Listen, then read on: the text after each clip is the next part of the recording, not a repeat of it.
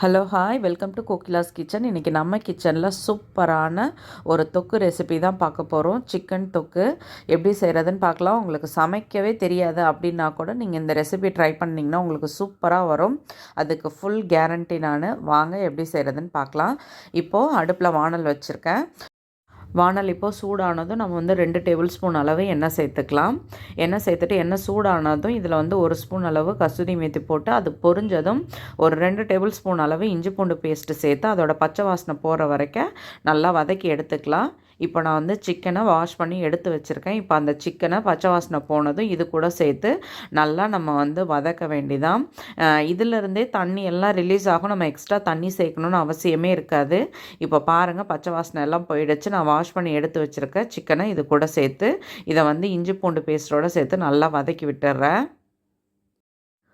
கறி ஓரளவுக்கு வதங்கினதுக்கப்புறம் நம்ம கறியில் தேவையான அளவு, கறிக்கு தேவையான அளவு உப்பு தான் சேர்க்க போகிறோம். ஸோ நமக்கு தேவையான அளவு உப்பு சேர்த்துட்டு அதையும் நம்ம நல்லா வதக்கி விட்டுக்கலாம்.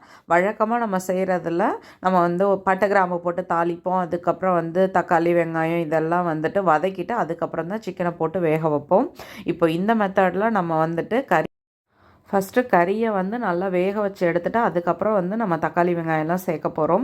இது தொக்கு மாதிரி வரதுனால ஃபஸ்ட்டு கறி நல்லா வெந்துடும். அதுக்கப்புறம் நம்ம தக்காளி வெங்காயத்துலேருந்து வர தண்ணியில் இந்த கறி இன்னுமே நல்லா சாஃப்டாக வெந்துடும். இப்போ பாருங்கள், ஓரளவுக்கு வெந்துடுச்சு. நம்ம ஸ்லைஸ் பண்ணி எடுத்து வச்சுருக்க பெரிய வெங்காயத்தை சேர்த்து ஃபஸ்ட்டு நல்லா வதக்கிக்கலாம். வதக்கிட்டு அதுக்கப்புறம் நம்ம தக்காளி வெங்காயம் சேர்த்து மூடி போட்டு தான் வைக்க போகிறோம். தண்ணி எந்த அளவுக்கு வருதுன்னு மட்டும் பாருங்கள். அவ்வளோ தண்ணி வரும். ஸோ கறி எப்படி வேகும் அப்படின்ற இதெல்லாம் உங்களுக்கு வேண்டவே வேண்டாம்.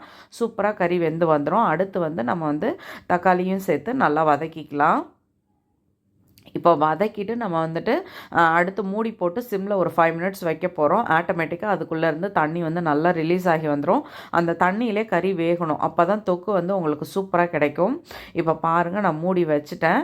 இப்போது ஒரு 5 மினிட்ஸ் கழித்து நம்ம ஓப்பன் பண்ணி பார்த்தா இந்த அளவுக்கு அதில் தண்ணி வந்திருக்கும். இந்த தண்ணி கொஞ்சம் வத்துற மாதிரி நம்ம ஹையில் வச்சு வற்ற வச்சுட்டு அதுக்கப்புறம் நம்ம மசாலாலாம் சேர்த்துக்கலாம். மசாலா சேர்க்குறதுக்கு முன்னாடி கறி நல்லா வெந்திருக்கான்றதை செக் பண்ணிவிட்டு அப்புறம் மசாலா சேருங்க. ஏன்னா நம்ம தண்ணி பிறகு ஊற்ற போகிறது கிடையாது. இந்த தண்ணியிலே அது வேகிறது மட்டும்தான். அதனால தான் நான் முன்னாடியே கறி நல்லா வெந்ததுக்கப்புறம் மசாலா சேருங்க அப்படின்னு சொன்னேன். இப்போ இதில் ரொம்ப சிம்பிள் மசாலா தான் சேர்க்க போகிறோம்.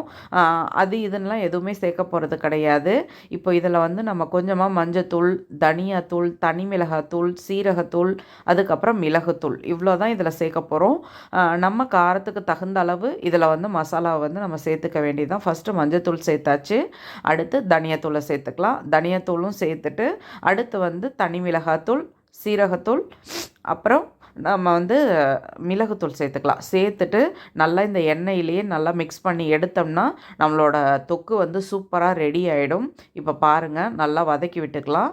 நம்மளோட தொக்கு ரெடி ஆயிடுச்சு. லாஸ்ட்டாக நம்ம மல்லித்தழை தான் போட்டு இறக்க போகிறோம்.